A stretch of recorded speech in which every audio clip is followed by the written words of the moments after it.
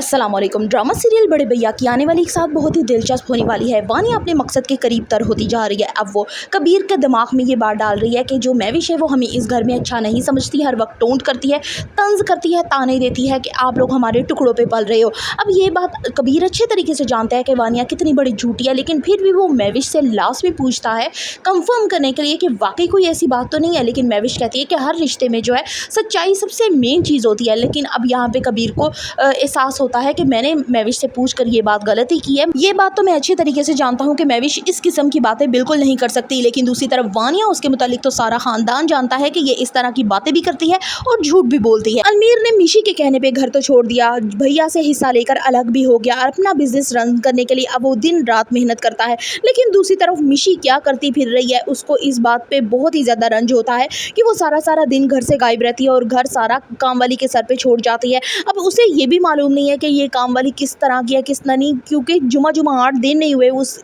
इस घर पे आए हुए और मिशी उस पर इतना ज़्यादा ट्रस्ट कर रही है, कहीं ऐसा ना हो कि वो हाथ लगा के यहाँ से चली जाए।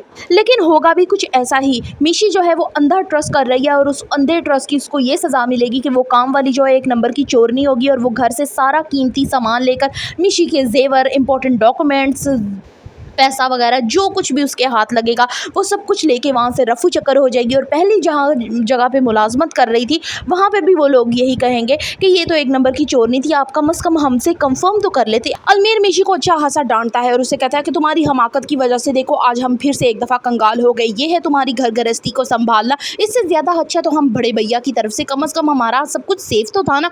अब दूसरी तरफ देखा जाए तो राइटर कभी शिबा को अलमीर के साथ दिखा रहा है तो कभी वो समीर के साथ दिखा रहा है। ये बात तो कंफर्म है कि इन दोनों में से किसी एक की शादी शिबा के साथ लाजमी होगी। शुएब की सारी सच्चाई खुलकर अब फरी के सामने आ जाती है। वो उसे कहता है कि 20 लाख रुपया भी बड़े भैया ने दिया था, लेकिन मैंने फरी के सामने झूठ बोला। ये जब बात सुनती है तो फरी बहुत ज्यादा गुस्सा करती है कि तुम्हारी वजह से मैंने अपने भाई को डांटा, उसके साथ बदतमीजी की, तुम्हारी वजह से ये सब कुछ हुआ, मुझे तुम पे ट्रस्ट ही नहीं करना चाहिए था। अब जो शुएब है वो अपनी असल हकीकत पे आ जाता है और वही मार झाड़ और फरी को डांटना और बदतमीजी करना उसके साथ शुरू कर देता है। अब फरी को अंदाज़ा होता है इस बात का नहीं कि शुएब ने बदतमीजी की, बल्कि इस बात का कि मैंने अपने बड़े भैया के साथ कितनी बदतमीजी की, काश वो मैं उनकी बात बर वक्त सुन लेती। वानिया भी किसी से कम नहीं, वो अब अंदाजे लगा रही है और प्लानिंग बना रही है कि कोई ना कोई ऐसा हरबा आजमाया जाए और बड़े भैया खुद जो है वो मैविश का हाथ पकड़कर घर से बाहर निकाल दे। क्या वो अपने मकसद में कामयाब हो जाएगी? आइंदा आने वाली साथ बहुत ही धमाकेदार होने वाली है। सो फर्दर रिव्यूज ऑफ बड़े भैया kindly subscribe my channel and like the video.